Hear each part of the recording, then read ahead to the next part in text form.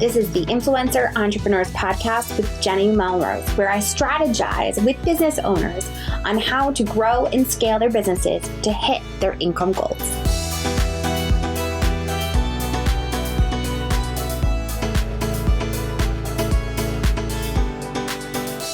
This is episode 223 of the Influencer Entrepreneurs Podcast with Jenny Melrose.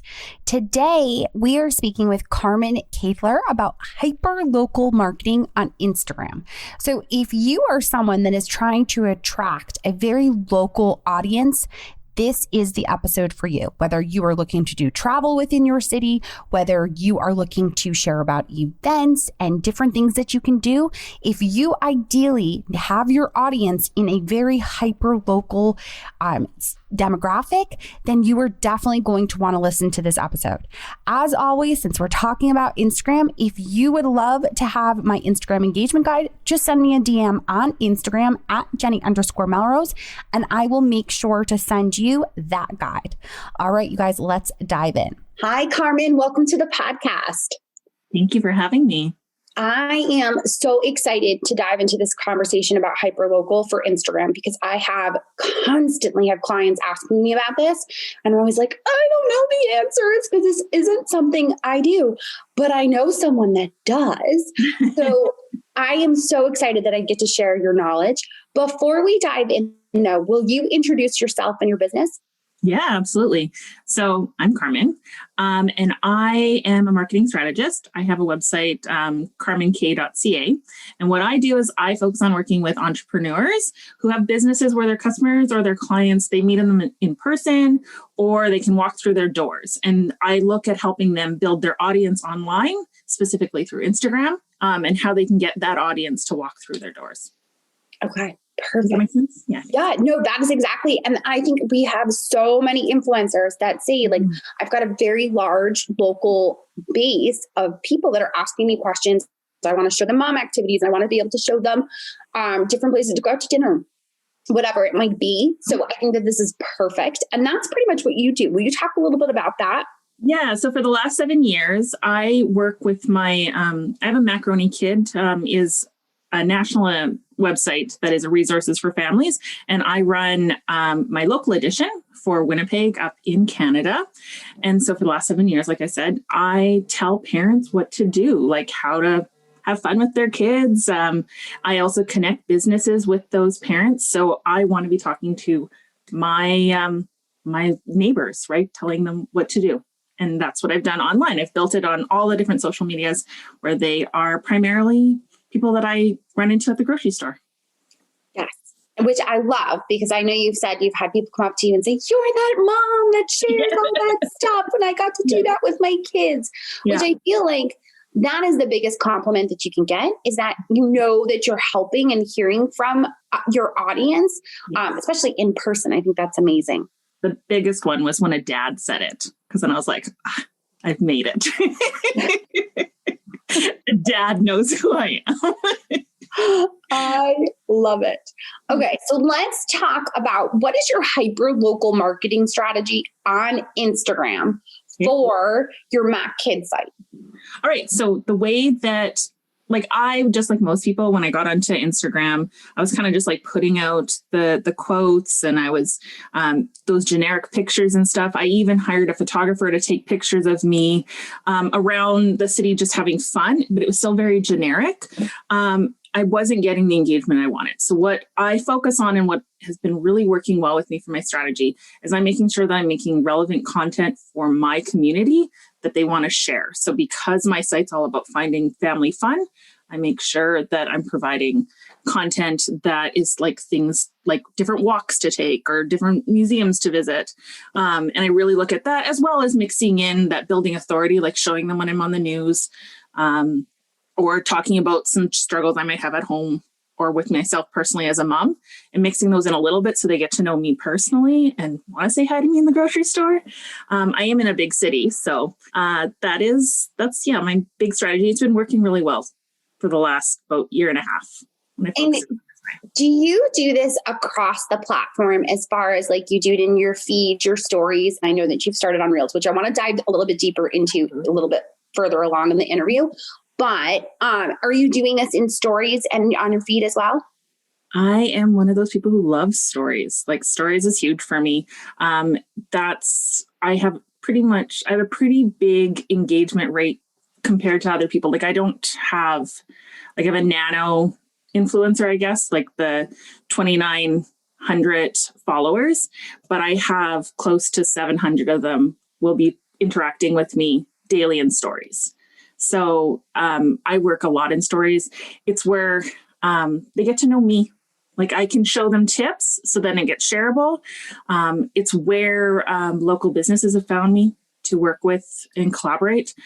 So yeah, I make sure that I'm in all of the different things that Instagram offers. So stories, reels, even IGTV, not a lot of it, but I do it. Some lives, I'd like to get more into that with interviews and yeah, my feed.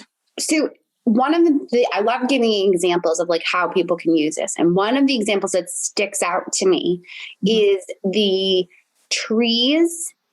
It was like a forest or something that you walked through that all had faces and you had to go through and find it. Can you kind of tell us and share how you put together that into stories and what that kind of looked like and what the purpose behind it was? Do you know what stories I'm talking about? Yeah, I know which ones. Yeah. So, well, that's lots of things, especially since everything has happened in the world. Normally what I used to focus on was like, here's an event to go to, here's an activity, and I would run my own events. Whereas people are really desperate for things to do where they're not having to hang out. So I've been doing a lot of ones where we go on a trail, but that one is a really popular one in in my community because somebody has gone into the trail and carved like wood, like faces into these trees. But a lot of people, unless they've been there once, even though it's like in the middle of the city, it's not like you have to take a drive to go anywhere. People don't know where it is, what to do. So we just documented it with photos. I had my kids are in almost all my stuff. And I made sure I used a lot of addresses. I find a lot of other resources online. They'll just be like, oh, here, like this exists. And they won't tell anybody where things are. So I make sure that I'm tagging the locations and doing all that in stories. Then I move them into highlights. And then after I've had the engagement, because I get lots of people DMing saying, can you send me the map? Which I like transpose into like an article later to send out in my email list. So anybody who isn't catching it on there gets it. That one was just before Reels, so I hadn't made it into a Reel. But I will be, as soon as the snow melts and people actually, I'll take that same content and make it into a Reel because that will be something. And so I just repurpose. Yes. And I love that you're talking about that because I think a lot of times people just assume, whatever content you're creating, even if it's within Instagram and it's on different like platforms of Instagram, that they assume it has to be new content. But I love that you're not reinventing the wheel. And you talked about growing your email list, which I think is just so important because not only are you able to show that you have, your engagement is insane. Like your percentage, I can't do the math that quickly, but your engagement percentage is definitely huge. I think is on my good days, it's about 20%. Okay. I think that's how they figure that. I don't know. Somebody else can message me later and tell me that's not the right. No, but I also know that with your audience, isn't 90% of your audience local or even higher than that? Yeah. So right in my city, it's almost 80%. And then if you look at so I love insights. Like I can't get enough of insights. If I'm going to follow a number on Instagram, it's not how many followers I have. It's like my insight numbers. And it's almost 80% of my actual city. And then all the surrounding small towns, like basically almost 90% of the people who follow me are people who legitimately come into my city and do business in the city and want to use my services for that reason. Yes. And I think the important part that I really want to make sure that we focus on with this is you use the word nano influencer because your account is under, you said about 2,900, right? And I think a lot of times we all get stuck on our follower number and, like my numbers, and they're so terrible. But what you have done so well is you have made sure that it is hyper local. It is your target audience and you're actually engaging them. So things like giveaways and engagement pods Were those ever part of your practices? Of course. I don't think anybody's going to say no. I think everybody tries things. But honestly, the ones that I did, I knew who my audience was. So I never joined one of those engagement pods for like mummy influencers or mummy bloggers who are out there all over North America. That wouldn't have helped me. And even when I did it, it still wasn't great. And I wouldn't necessarily recommend anybody doing engagement pods now, like any of my clients and stuff. But for me, I focused on building other businesses, owners who live in my area, who have the exact same demographic as me. So not even getting ones who like sell something that might be for a completely different person who like, maybe a 20-year-old who's single, who's going to the bar. I'm not going to take a business owner, and we didn't go into an engagement group together because we have different audiences. So I did use an engagement group, but the benefit I got from that was they actually started reading my stuff and realizing, hey, this person actually could work with me and let me collaborate with them. I didn't really get a lot from them from the wonderful post type of comments that we were driving, but it worked for me as a networking thing. So if anybody wants to do it, it might be an easy, soft thing to say, hey, let's do an engagement one. And then it just never works as an engagement. It just works as like, I just made some friends who are like my new online networking buddies. And giveaways would be the exact same thing. The only giveaways that have ever worked for me are local ones where I have like, you have to pick it up in person in my city. And it's something that only my demographic wants. So I'm not going to go and give away something like going to the bar or even a spa that every single woman in my community wants. I'm going to pick something that maybe a kid would use. And so the moms are going to do that. So yes, but with an asterisk. Yes. And I love that the asterisk is very, very large, right? Like it was so specific. And I think the examples that you gave were exactly what I was looking for to kind of like really press forward with people, because I see, I want to grow my numbers and I'm going to do a giveaway and I'm going to do a $100 Amazon gift card. And I'm like, oh no, that is not what you need to be doing. Because like you said, everyone wants that. It's not even demographic as far as you're talking even gender wise, man, woman, doesn't make a difference. They all want it. So it doesn't make any sense. Yeah. So if people want to do that, even like clients that say, oh, well, I'm listening to this and like, well, I don't talk to moms and I don't do this.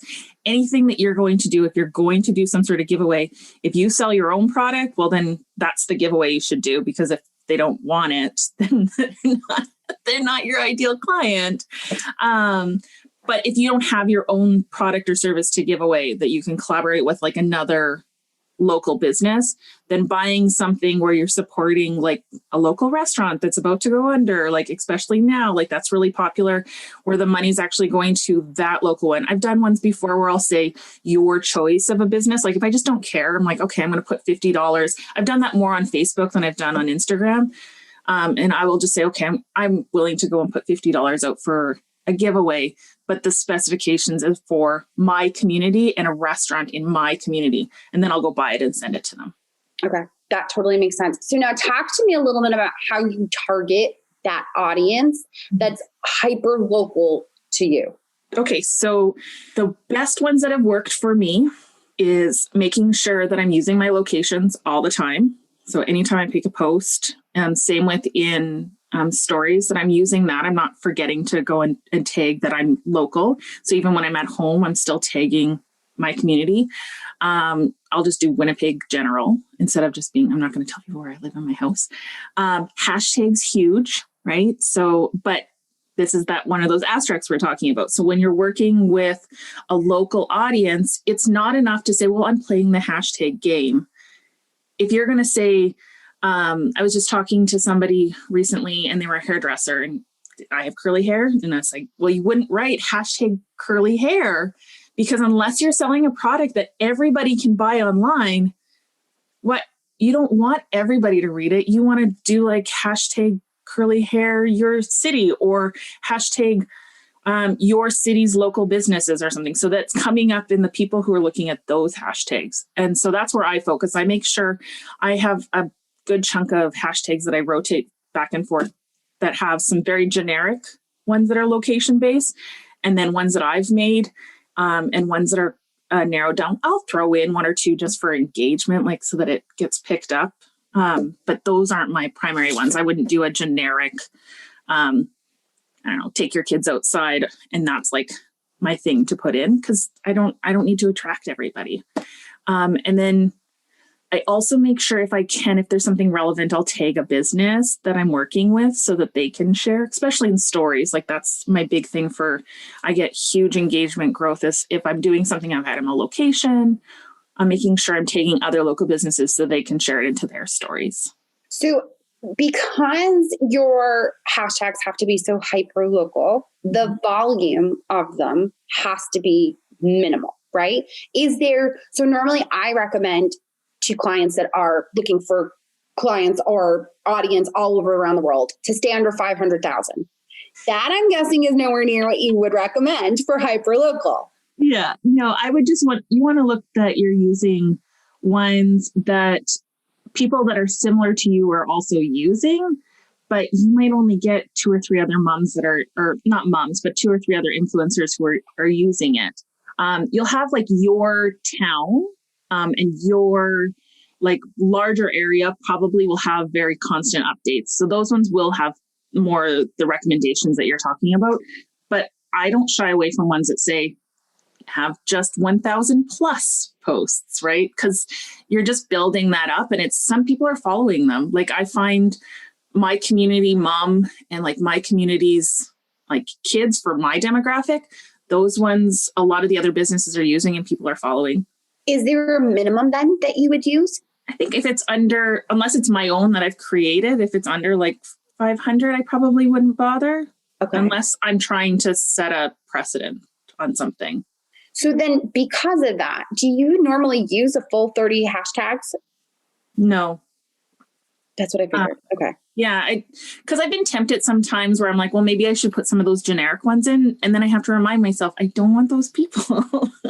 So right. I get sucked into the game like everybody else, but you always have to come back to who is it you're talking to? Who do you want to have walk through your door? And whatever message I'm putting out, is that going to get those people in the door? And if it's not, then it's not worth it for me. Yes. Nope. That makes a ton of sense. All right. So what do you put into your description on your Instagram profile to attract that hyper-local audience? Well, I just make sure that it's really obvious that I'm in this community. Like it's one of the first, for mine, if people checked out, it's like at Matt Kid Winnipeg. I think one of the first things I say is I'm a Winnipeg mom, creating content for family fun, and just make sure that that's in there, that I'm specifying what I'm doing and who I'm helping, but my locations include it. Okay. I love that example. Where they're going, right? Yeah. Yes. That is a very specific example because a lot of times I'll see profiles look like dating profiles where they just list the things that they're interested in. And I'm always like, that doesn't tell me what I'm going to get from you, because are you going to talk about long sunset walks on the beach? Like, why are we putting this here? Yes. But the fact that you're specifying that you're a Winnipeg mom and part of the community, I think is the lure for the fact that you're a hyperlocal. Yeah. And then I want to like for my own one, I want to also stand out from the mom influencers. Like I want them to know that not am I just a Winnipeg mom, but I'm also, I work with businesses to connect with local families. And I make sure I use like the word local. And I also say like I put on my own events and then I tell them to subscribe to my newsletter. But I find that that's one of the things when I've worked with local businesses, that they do the same thing, right? That they're either really generic, that they have a business, but then they don't tell them where the business is located. So then anybody who's following it, they're like, okay, well, I guess I could follow her, or it looks like it's just their personal feed. Right. Yes. So talk to me about, so we did kind of dive into the hashtags already, which is definitely something I wanted to talk about. Are you using hashtags on your stories and also on your reels, kind of like almost hidden? I do the reels. I'm still like, cause I can't wait. So maybe by the time that this goes out, a miracle will happen and insights will be available for reels, because I would love to know if people are actually finding me from the hashtags. But I do know that in the discovery section of if you click on a hashtag, somebody gets to get that top spot, right? Like a reels there. So I still make sure that I have the hashtags in my reels. Stories, I use them. I don't always use them. They have to be like a relevant one. I use a lot locations and tagging other businesses to share a lot more than I use hashtags and stories. Usually if I'm working with a client and they have a hashtag they want me to use, I obviously use that in stories, but I'll hide them or I make them really, really tiny. Right. Now, I've been waiting to get to this. Talk to me about reels and what you have been seeing. Like what I've been doing and stuff for reels. So I wanted to get in, but I, like yourself, am not interested in doing all the dance moves. And I love them. I consume it all the time, but I'm not the person who's going to go and do that. And I knew my audience would like it because my audience is me. So I know they're consuming it too, but I'm like, is this going to move my business forward? Am I going to go and have somebody discover me in reels and come over to my site going, why am I following her? Like, what am I going to? So I focused on I started following people in my industry and seeing what they did. So like even though I'm not a travel blogger, I found that one was like the closest to me. So I was seeing what some of the other travel bloggers were doing on their Instagram accounts to get inspiration. So for yourself, so people are looking for see people that are in a broad spectrum of their industry to get some ideas. And I do a lot where I will take my girls to something and we just do a really fast clip, like your 15 to 30 seconds of exploring something. And we've already mentioned, I only have 2,900 followers. So my average views are about 1,500 to 2,000 on it, which I think is pretty good. It'd be wonderful once I know what the insights actually mean. But I put one out just recently about a lending library. That's kind of one of those hidden gems that nobody knows about. We went in, I explained, I do the voiceover using one of those external apps to do the setting everything up. You know, yes. Editing, that's the word we're looking for. So I put that all together and I voiced over just explaining when they're open, what you can get from them. And it blew up. It was obviously being shared. That's where I would love to see those insights. It's being shared and saved because people are I didn't know this existed. And so I'm adding value, but it's consistent with my other page so that when they come to me, they go, oh, I like what's in this reel. Let's see what else she has to offer. And then they can follow me and see my stories where I get into more detail. Yes. And it's so on brand. And it was a hidden gem. I watched it myself, I think at least twice, just to see what it was. Because it was so interesting. It was trading of snow equipment to be able to play outside. It just so interesting. I didn't even know where it existed until we had gone and I had gotten a tip to go. So I was like, okay, I'll share this. So, which also tells me too, that this is what's really interesting when we're going back to what's the strategy? And I look at, these are the things that are getting the engagement. So I look for more of the same to be able to show this is what people are really looking for. Because I can do the crafts. That's what I do at events. When we speak directly of my business for the Macaroni Kid, I'll put on craft events, but they can find crafts online from everybody. I want to talk about the stuff that's just me, that I can be the expert of. And that's why, and that's what I'm selling too, right? I want the businesses, to work with me that are local. And it would be the same thing, a lot of other businesses who, whether they're a real estate agent, right? They could go out and they can go and tell them about something that in general people like. So you got the engagement, but if you want them to buy houses in your market, then you need to focus on things in your market, not talking about things who's your audience? Is your audience a whole bunch of other real estate agents? Or people who are investors of real estate who are getting tips? Or are they the local families or new couples coming in and wanting to buy houses and stuff? And I think that's something we have to remember constantly when we're making that content. Yes. And you said something really interesting yesterday in Mastermind. You said Instagram Reels are supposed to be your advertisement for your business. Yeah, well, I can't take full credit. I had heard that from Virginia Kerr. I think it was. Yeah, that's right. You did say that. And so she had said, and I was like, I wish I had thought of this. And it was that your reels are the advertisement for your business and your stories are your daytime drama. Or I paraphrase, or maybe I've changed. It was something like your soap opera or something. Right. No. And that like resonated with me, right? Like that's how it's true. Like your stories are going on. And I think that's where I've seen the success is that's why people want to say hi to me in the grocery store.